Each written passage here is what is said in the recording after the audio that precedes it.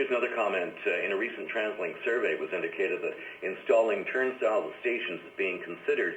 I wonder about the cost versus how much lost fare income, whether this would make it feasible, since I expect the riders would carry the costs via increased fares and taxpayers and hydro customers via bill charges. I'm also concerned about the style that would be chosen, since the style that would help prevent jumpers would also make access very difficult for those of us who use the system when shopping and traveling. Even turnstiles at Seabus make getting through quite difficult, even though there is staff there who will let you through the doors. Great question. This is the never-ending industry question, not just a Vancouver question, about do you put turnstiles in?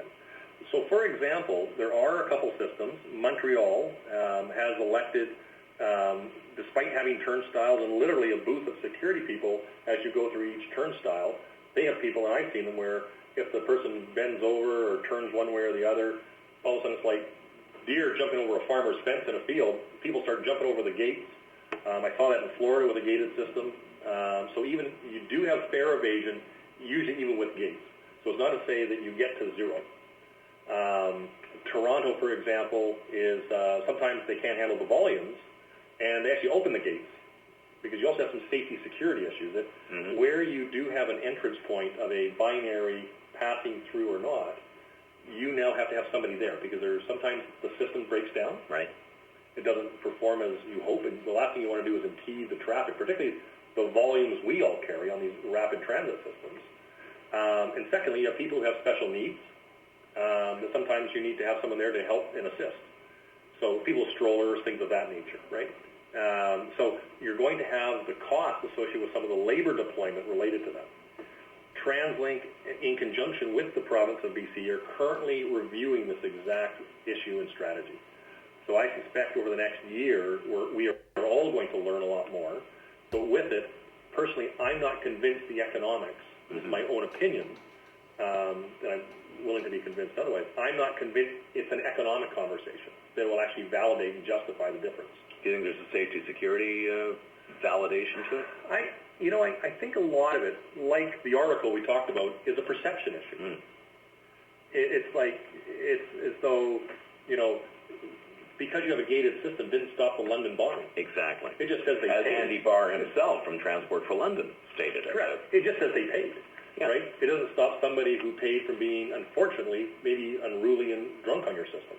Right. Now, that's the bad news. The good news is at least not sitting behind a car driving home somewhere, which causes a bigger problem. Right. So I don't think there's a panacea here, but it is about some general policy choice that the region is going to have to make. And with it is going to come some significant investment, not only in the capital infrastructure, but also in the operating side to maintain and keep that system going. Now, I think to one of the questions that came in was around, so what kind? Honestly, I think there's multiple kinds out there. I think the technology is evolving, and I don't have my own personal prescribed outcome, what I think it should be. One of our challenges going to be is the Expo line.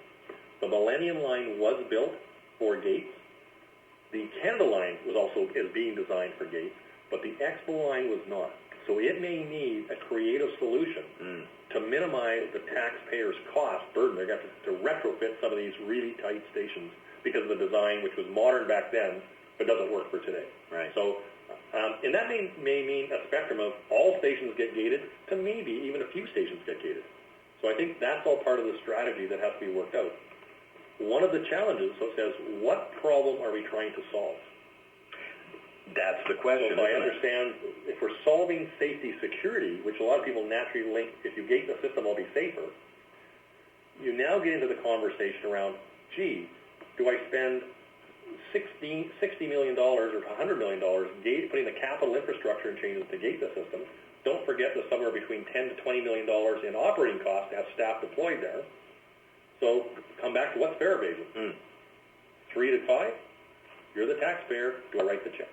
Which was one of the things that the PricewaterhouseCoopers report said was that TransLink should set a level of what is acceptable loss through fare evasion and then decide what to do.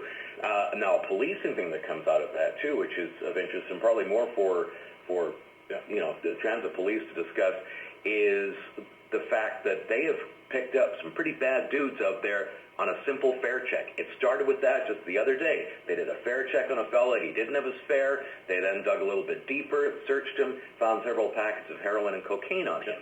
Well, that was another strategic advantage of moving constables to police officers that even the regular street police don't have access to. They get to ask the question, can I please see your ticket?